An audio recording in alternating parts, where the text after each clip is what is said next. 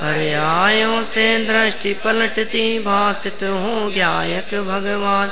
वस्तु स्वरूप बताया तुमने शत शत वंदन गुरु का। वस्तु स्वरूप बताया तुमने शत शत वंदन गुरु कहान। क्रमबद्ध पर्याय अनुशीलन और उसके पश्चात प्रश्नोत्तरों की चर्चा, ये सब आज बिल्कुल समापन की ओर है। आज इसको हम पूर्ण कर लेंगे और ये कोर्स में भी आपके इतना ही प्रकरण है। आप देखिए पेज नंबर 97, बहुत बड़ा प्रश्न है और जो सामने लोग क्रमबद्ध पर्याय को नहीं मानने वाले हैं उनके मन में इस प्रकार के प्रश्न उठते ही रहते हैं। देखें जरा 97 पेज पर क्या कहते हैं। सभी कुछ निश्चित है, उसमें कहीं भी कोई फेरफार नहीं किया जा सकता। ऐसा मान लेने पर समागत या संभावित विपत्ति का पता चलते ही समस्त जगत में भय का वातावरण फैल जाएगा। शंका है उसकी, यदि हमारे को ये पता लग गया कि ये विपत्ति आने वाली है, ये संकट आने वाला है, तो बहुत भय हो जाएगा, डरने लग जाएंगे सभी लोग, क्योंकि सभी कुछ निश्चित है के अनुसार उसे रोकने का प्रयत्न संभव नहीं है। प्रॉब्लम ये है कि जैसे ही हमें पता लगा कि ये काम ऐसा होने वाला, ये दुर्घटना होने वाली है, अब यदि सब कुछ निश्चित है तो हम रोक तो पाएंगे नहीं उसको, तो डरते रहेंगे।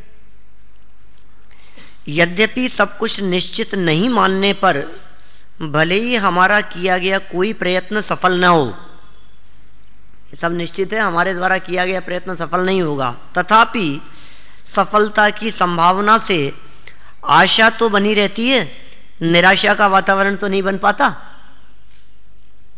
प्रश्न है इसका। देखो और क्या कहते हैं। कहावत है कि आशा से आसमान लगा है। तात्पर्य यह है कि सारा संसार आशा से ही चल रहा है। यदि आशा न रहे तो संसार में रहना भी दुभर हो जाए और कार्य की सफलता के लिए किए जाने वाले प्रयत्नों के प्रति उत्साह भी न रहेगा। एक चिड़िया एक एक तिनका जोड़कर अथक परिश्रम करके एक घोंसला बनाती है और उसके नष्ट हो जाने पर या नष्ट कर दिए जाने पर फिर उसी प्रयत्न में जुट जाती है। इसका एकमात्र आधार आशा ही तो रहता है। निराश व्यक्ति तो जीवन में कुछ भी नहीं कर सकता, क्योंकि उसका तो मनोबल ही टूट जाता है। मनोबल टूटा फिर तो सब कुछ समाप्त ही समझो, क्योंकि कहा है ना कि मन के हारे हार है, मन के जीते जीत। इसलिए चाहे पर्यायें क्रमबद्ध ही क्यों नहीं होती हों, फिर भी निराशा का वातावरण न बने एवं हमारे हृदयों में आशा का संचार बना रहे, इसके लिए क्रमबद्ध पर्याय का सिद्धांत स्वीकार न करना ही श्रेयस्कर है। ये एक पेज में इसने प्रश्न रख दिया यहाँ। ये क्रमबद्ध पर्याय की बात को नहीं मानोगे वो ज़्यादा अच्छा है सबके लिए। आशा बनी रहेगी, उम्मीद बनी रहेगी, उत्साह बना रहता है, काम करने के लिए मन करता है और निराशा का वातावरण नहीं बनेगा, कितना अच्छा होगा। और क्रमबद्ध पर्याय की बात को मानते ही हमारी सब धारणाओं पर पानी फिर जाता है। फिर तो मुंह लटका करके बैठे रहो, उदास बैठे रहो। मन के हारे हार है, मन के जीते जीत। अब मन ही हार गया तो सब खत्म हो गया। फिर आशा से आसमान टिका है, इसलिए आशा और उम्मीद तो सदाकाल होनी ही चाहिए। ऐसा कहते हुए इसने क्रमबद्ध पर्याय की बात को स्वीकार करते हुए भी उसकी चर्चा करने से और उसको मानने से मना कर दिया। क्योंकि आपकी बात तो सही है, क्रमबद्ध पर्याय होती है, निश्चित है, सब बात सही है, लेकिन फिर भी नहीं करो तो ही ज़्यादा अच्छा है। इसी में जगत की भलाई है, उसको समझाते हैं। वस्तु स्वरूप की सच्ची समझ से भय का वातावरण कैसे बन सकता है? भय का वातावरण तो अज्ञान और कषाय से बनता है। भय स्वयं एक कषाय है, 25 कषायों में उसका भी नाम आता है। आध्यात्मिक कवि बुद्धजन जी तो कहते हैं, हमको कछु भय नारे जान लियो संसार, जाकरी जैसे जाई समय में, जो हो तब जा द्वार, सो बनी है टरी है कछु नाही, कर लीनो निर्धार, हमको कछु भय नारे। बोलो, आप ये कहते हो कि क्रमबद्ध पर्याय को जान लेंगे, वस्तु स्वरूप की श्रद्धा करेंगे तो भय होगा, और बुद्धजन जी कहते हैं हमको कछु भय नारे, जान लियो संसार। यहां पर बुद्धजन जी अपनी निर्भयता का आधार तो क्रमबद्ध पर्याय को बता रहे हैं। वे स्पष्ट कह रहे हैं कि हमें कोई भय नहीं रहा है, क्योंकि हमने संसार की सही स्थिति को जान लिया। संसार की सही स्थिति को जान लेने के उपरांत किसी प्रकार का कोई भय नहीं रहता, फिर डर का कोई काम नहीं है। भय तो तब तक है जब तक हमने संसार का स्वरूप नहीं जाना। वह सही स्थिति क्या है जिसे जानकर बुद्धजन जी निर्भय हो गए हैं? कौन सी स्थिति को जानकर के निर्भय हो गए? यही कि जिस द्रव्य की जो पर्याय जिस समय में जिसके द्वारा जैसी होनी है, उसी द्रव्य की वही पर्याय उसी समय में उसी के द्वारा वैसी ही होगी, उसमें कोई फेरफार संभव नहीं है, उसमें एक समय भी आगे पीछे नहीं हो सकता है। यह निर्धार अर्थात पक्का निर्णय उन्होंने कर लिया है, इसी के आधार पर वे निर्भय हो गए हैं। वे सत्य के आधार पर निर्भय हुए हैं, इस कल्पना के आधार पर नहीं कि प्रयत्न करके देखो शायद कुछ फेरफार हो जाए।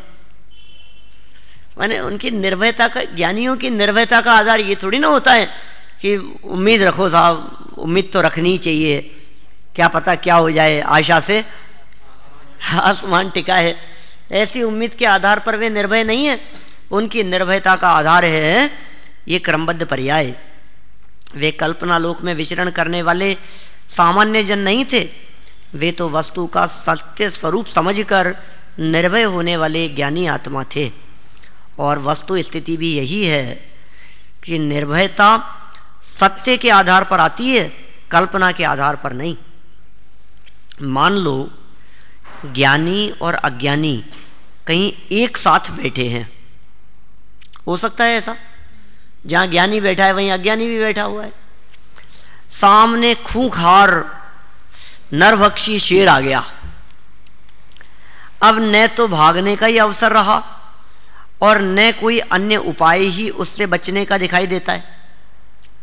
इस अवसर पर ज्ञानी तो उक्त सिद्धांत के आधार पर धैर्य धारण कर निर्भय रहेगा क्रमबद्ध के आधार पर, और अज्ञानी भयाक्रांत हो जाएगा, यद्वा तद्वा कुछ भी करने का असफल प्रयत्न करेगा, पर उससे कुछ होने वाला तो है नहीं, होगा तो वही जो होना है। हो सकता है, अब देखो वो गजब बात कहते हैं, हो सकता है दोनों ही भगवान का स्मरण करने लगे। उस नरभक्षी शेर को देखकर दोनों को ही भगवान याद आने लगे, प्रभु का स्मरण करने लगे, नमोकार मंत्र बोलने लगे। अभी घटी ना दिल्ली में घटना, उसने टाइगर ने फाड़ खाया उस व्यक्ति को, तो कैसा हो जाता है। तो ये कह रहे हैं हो सकता है दोनों ही भगवान का स्मरण करने लगे, नमोकार मंत्र पढ़ने लगे, दोनों ही निर्भय दिखाई दें। देखने वालों को दोनों एक से ही दिखाई देंगे, जबकि उन दोनों के भावों में महान अंतर है। दोनों व्यक्ति भयभीत दिखाई दे रहे हैं, दोनों को भय है, घबराहट है, दोनों ही नमोकार मंत्र का जाप भी कर रहे हैं, भगवान को याद कर रहे हैं, तो भी दोनों के भावों में महान अंतर है। वह अंतर ऊपर से दिखाई नहीं देगा, क्योंकि वह उनके अंतर का अंतर है वो ज्ञानी और अज्ञानी की शक्ल में अंतर नहीं है, ज्ञानी और अज्ञानी के बालों में अंतर नहीं है, कपड़ों में अंतर नहीं है, यहाँ तक कि उसकी क्रिया में भी अंतर नहीं दिखाई दे रहा है, भाषा में भी अंतर नहीं दिखाई दे रहा है, भय भी दिख रहा है थोड़ा बहुत, थोड़ी बहुत आकुलता भी दिखाई दे रही है, भगवान का स्मरण भी है। सब बातें देखने वालों को, या ऐसा समझ लीजिए ऊपर से रिकॉर्डिंग की जाए, वीडियो रिकॉर्डिंग हो, तो दोनों आपको एक जैसे ही दिखाई देंगे। तथापि अंतरंग मान्यता में दोनों में बहुत अंतर है, दोनों के चिंतन का आधार अंतर है, दोनों की निर्भयता का आधार अलग अलग है। हो सकता है दोनों निर्भय भी हो रहे हो, भगवान का नाम लेकर निर्भय दिखाई दे रहे हो, तो भी दोनों की निर्भयता का आधार अलग अलग है। अज्ञानी सोचता है मैं नमोकार मंत्र पढ़ रहा हूं, भगवान का स्मरण कर रहा हूं, इसके प्रभाव से अभी देवता आएंगे और मुझे बचा लेंगे। अज्ञानी को ऐसा लगता है कोई ना कोई तो जरूर आएगा, देखना मैं भगवान का स्मरण कर रहा हूं इस संकट से, हे भगवान कोई ना कोई तो, मुझे पता है आप तो नहीं आते हो क्योंकि आप तो सिद्धालय में बैठे हो, लेकिन आपका कोई दूसरे भक्त देव वगैरह हैं, वो कोई ना कोई तो जरूर आएगा मुझे बचाने के लिए। क्योंकि उसने शास्त्रों में ऐसी कई कथाएं पढ़ रखी है जिनमें ऐसा लिखा था कि कोई धर्मात्मा संकट में था, उसने नमोकार मंत्र का स्मरण किया और देवताओं ने उनकी रक्षा कर ली। ये शास्त्रों में कई जगह पढ़ा है।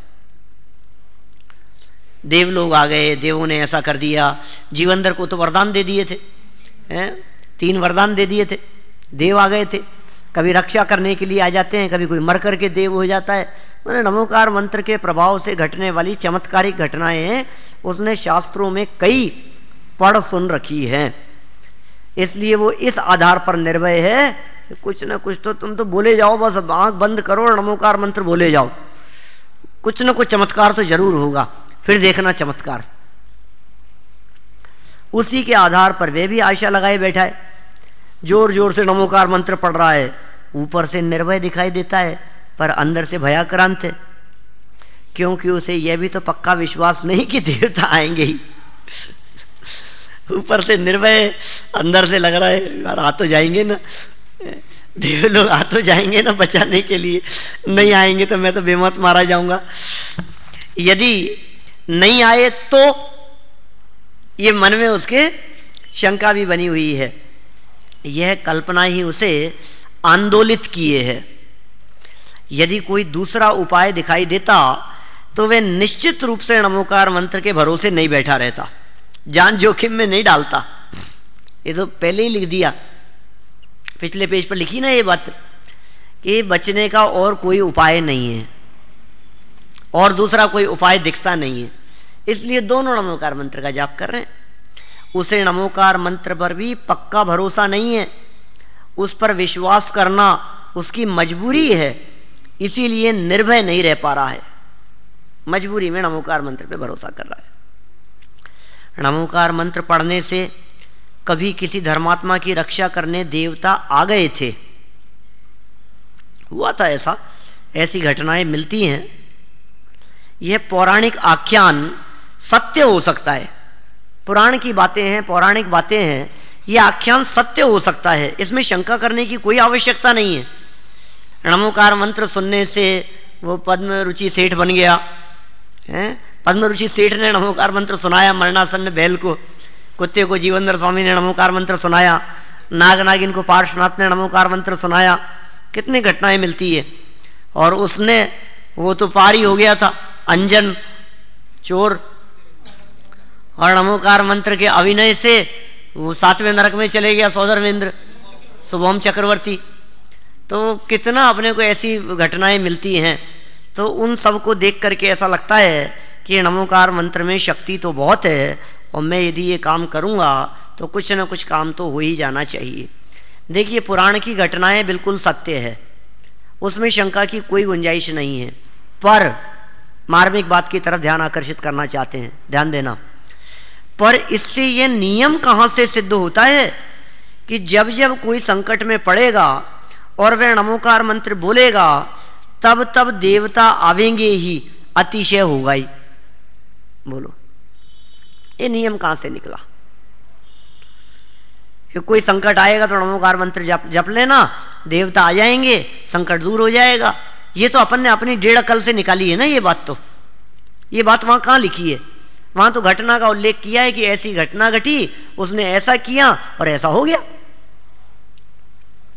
ये नियम तो नहीं बनाया जा सकता कि जो जो व्यक्ति ऐसा पाठ करेगा, जो जो व्यक्ति ये स्तुति करेगा, बोलेगा, जो जो व्यक्ति इस मंत्र का जाप करेगा, उसके साथ ऐसी परिस्थिति बनेगी।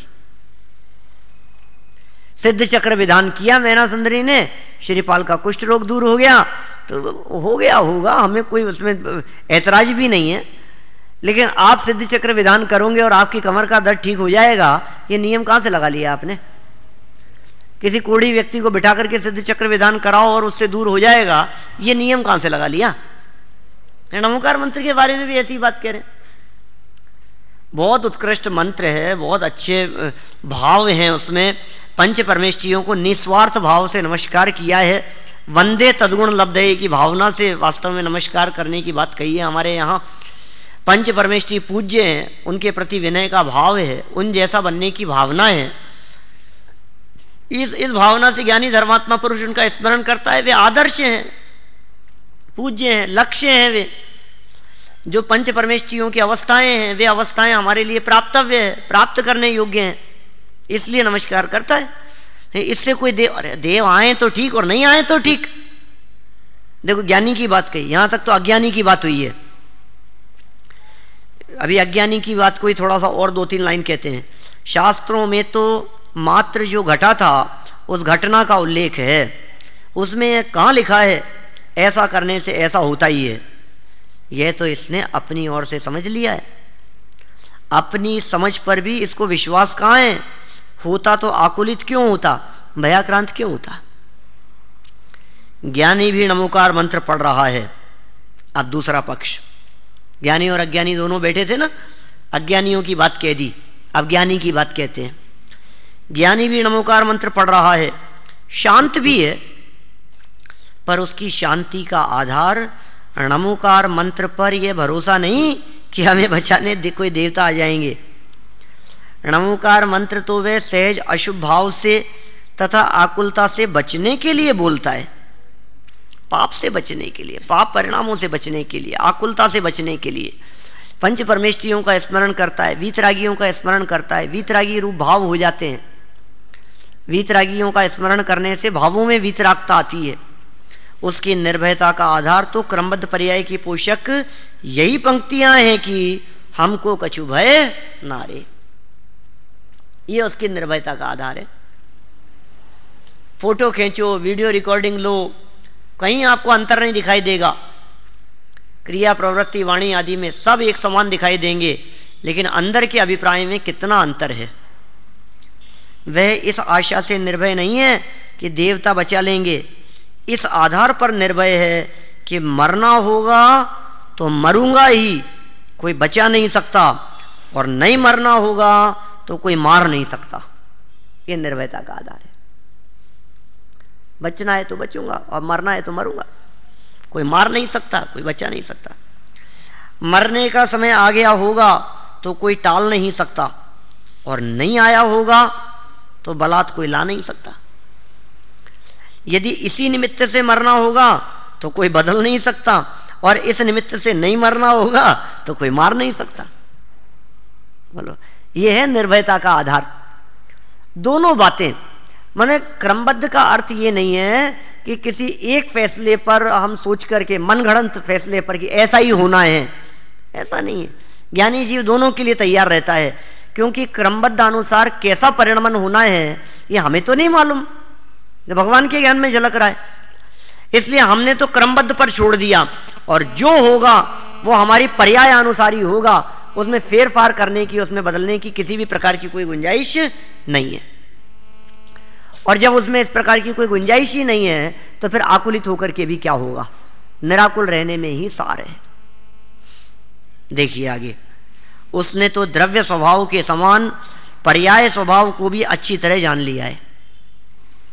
जान लियो संसार का यही भाव है, उसी के आधार पर वह निश्चिंत है। न उसे द्रव्य स्वभाव में परिवर्तन की कोई इच्छा है और न पर्यायों के परिवर्तन में दखल करने का कोई आग्रह है। दोनों तरफा ले ली ये बात। द्रव्य स्वभाव में परिवर्तन की इच्छा भी नहीं है और पर्यायों के परिवर्तन में दखल करने का कोई आग्रह भी नहीं है।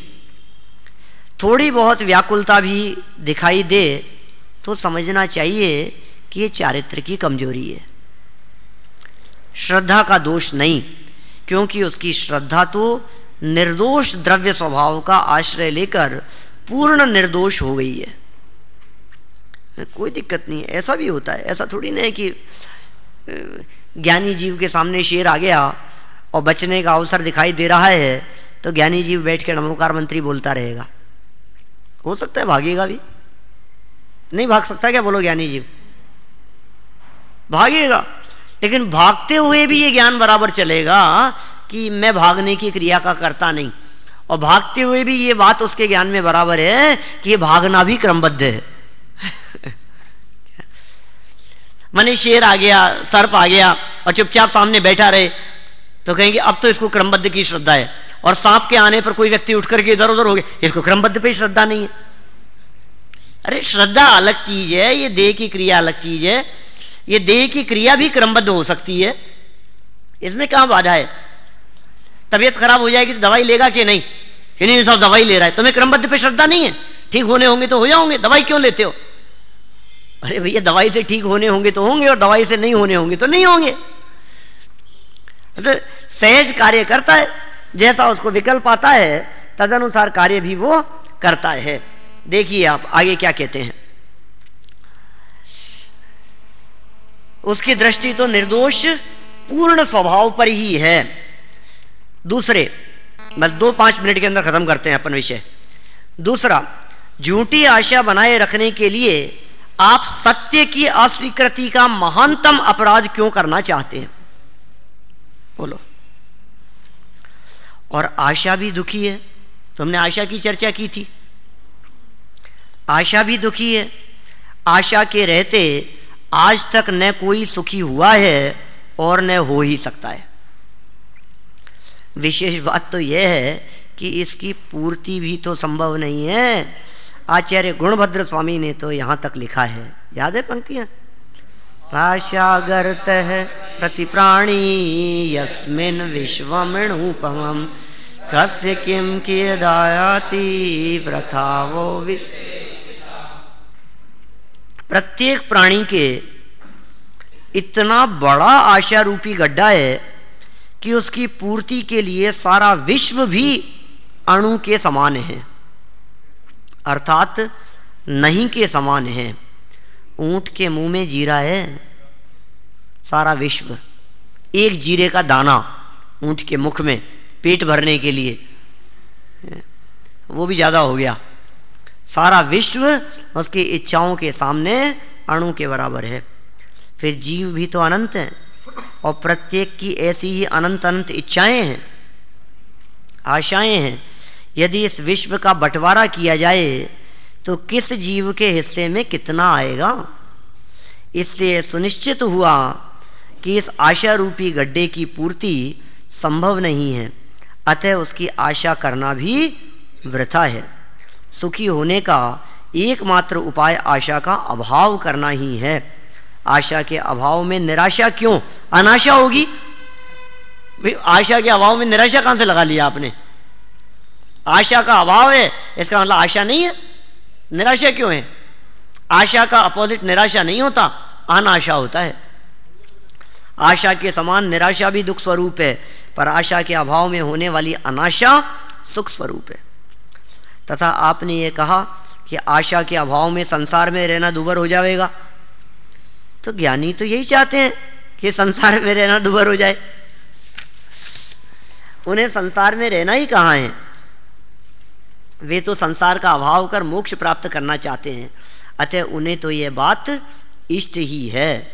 संसार के कार्यों में उत्साह नहीं रहता तो यह भी अच्छा ही है। यह आत्मा संसार की ओर से निरुत्साहित होकर मुक्ति के मार्ग में उत्साहित हो, मुक्ति के मार्ग में लगे, यही तो क्रमबद्ध पर्याय की श्रद्धा का सच्चा फल है। यदि यह होता है तो क्या बुरा होता है? एक एक पॉइंट ले लिया, आशा की बात कह दी, संसार में मन नहीं लगता है, संसार के काम से में उत्साह नहीं दिखाई देता है। फिर कहते हैं मनोबल टूटता है, तो टूट जाने दो, आत्मबल जगेगा। मनोबल टूट जाएगा, इस क्रमबद्ध पर्याय को मानने से टूटने दो, आत्मबल जगेगा। सांसारिक कार्यों में लगे मनोबल के टूटे बिना आत्मबल जागृत भी तो नहीं होता। संसार में कोई गड़बड़ न हो जाए, इस भय से पर्यायों की क्रम नियमितता के सत्य को स्वीकार करने से इनकार क्यों करते हो? भाई, किसी भय या आशंका से इस महान सत्य को स्वीकार करने से इनकार न करो। चक्रवर्ती की कन्या का टीका आया है। चक्रवर्ती की सुंदर कन्या तेरे गले में वरमाला डालना चाहती है, इनकार मत कर, यह बड़े सौभाग्य का अवसर है, इसे मत चूक, अन्यथा पछताना होगा। सभी प्रकार की अशुभ आशंकाओं से विराम ले और एक बार गंभीरता से विचार करके इस महान सत्य को स्वीकार कर ले। इसमें हमारा कोई स्वार्थ नहीं है, तेरा ही भला है, तेरे भले के लिए ही यह बात कर रहे हैं। अभी इस प्रकार का भाव है तो कह भी रहे हैं, यदि इस प्रकार का भाव भी न रहा तो न जाने फिर कोई कहने वाला मिलेगा भी या नहीं। ये इतना बड़े प्रश्न का इतना बड़ा जवाब दिया है। फिर प्रश्न, अंतिम प्रश्न, सेकंड लास्ट है ना। जब सब कुछ क्रमबद्ध ही है तो आप व्यर्थ ही परेशानी क्यों हो रहे हो? अब जब सब क्रमबद्ध ही है तो आप व्यर्थ में परेशान क्यों हो रहे हैं? जब हमारी समझ में आना होगा आ जाएगा, और यदि नहीं आना होगा तो नहीं आएगा। आप इतने अधीर क्यों हो रहे हैं और बलात् हमारे माथे इसे क्यों थोपना चाहते हैं? ये क्रमबद्ध पर्याय की चर्चा हमारे माथे क्यों थोपना चाहते हैं? जब होगा हो जाएगा, क्यों समझा रहे हो हमारे को? बहुत देर हो गई समझाते हुए। तो दादा कहते हैं ठीक है भैया, अब तू नहीं मानता है तो विराम ही लेना पड़ेगा अब क्या। तो अंतिम बात कहते हैं, हम क्यों परेशान हो रहे हैं, इतने अधीर क्यों हो रहे हैं? आपका ये संबोधन भी ठीक ही है। हम आपके कारण नहीं, अपने राग के कारण अधीर हो रहे हैं।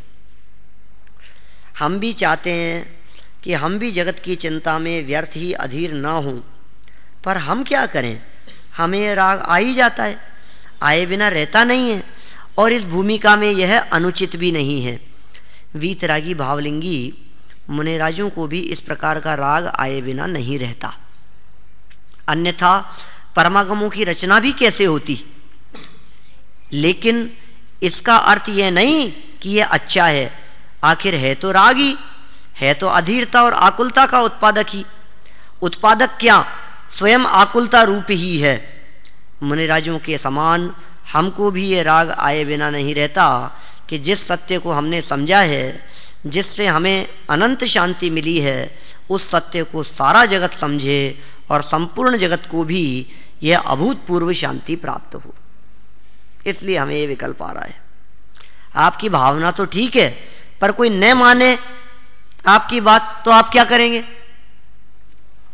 ये है अंतिम प्रश्न। आपकी भावना बहुत अच्छी है, लेकिन कोई व्यक्ति आपकी बात नहीं माने तो आप क्या करेंगे? करेंगे क्या? कुछ नहीं। हम पर में कर भी क्या सकते हैं? पर्यायों में फेरफार करने की बुद्धि से आकुलित जगत को देखकर करुणा आती है। सो जो कुछ जानते हैं, बोलने लगते हैं, लिखने लगते हैं, जिनकी भली होनहार होती है, वे सुनते हैं, समझते हैं, स्वीकार भी करते हैं, सुखी भी होते हैं, शांत भी होते हैं। और जो लोग नहीं सुनते, नहीं पढ़ते, नहीं विचारते, नहीं स्वीकारते, उनकी होनहार ही ऐसी है, ऐसा जानकर हम भी संतोष धारण करते हैं। क्या करेंगे? और तुम लोग मान लोगे तो ठीक है, और नहीं मानोगे तो हम भी संतोष धारण करेंगे। यही रास्ता तो बताया है हमारे श्रद्धास्पद महापंडित टोडरमल जी ने उन्हीं के शब्दों में। ये बात कहते हुए बात को समाप्त करते हैं।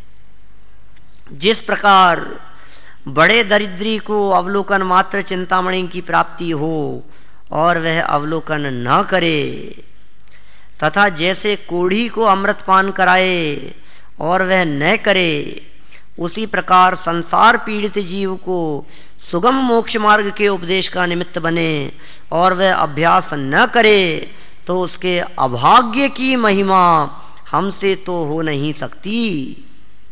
तो फिर आप क्या करेंगे पंडित जी कि उसकी होनहार ही का विचार करने पर अपने को समता आती। बोलो, मानो तो ठीक, नहीं मानो तो आपकी होनहार। आपकी होनहार ऐसी है, अब नहीं समझ में आनी है, जब आनी होगी तब आएगी। आप नहीं समझ रहे हो तो हम आकुलता नहीं करते हैं, आपकी होनहार का विचार करके समता अंगीकार करते हैं। स्वभाव दृष्टि से प्राप्त होने वाले इस पर्यायगत महान सत्य को जानकर मानकर सभी आत्माएं अनंत सुखी और शांत हों, इस पवित्र भावना के साथ विराम लेता हूँ। इस तरह ये क्रमबद्ध पर्याय, अनुशीलन और प्रश्नोत्तर, ये सब प्रकरण अपन ने पूर्ण किया है। इसके पीछे परिशिष्ट दिया है, अच्छा है, पढ़ लीजिएगा आप लोग। बाकी ऐसी कोई और ख़ास बात नहीं है, हमारी चर्चा यहाँ पूर्ण हो चुकी है। और जैसा भी अवसर मिलेगा पेपर ले लेंगे इसका, ठीक है। कोई बात नहीं समझ में आई हो तो पूछ लेंगे हम लोग। सब समझ में आ गई है?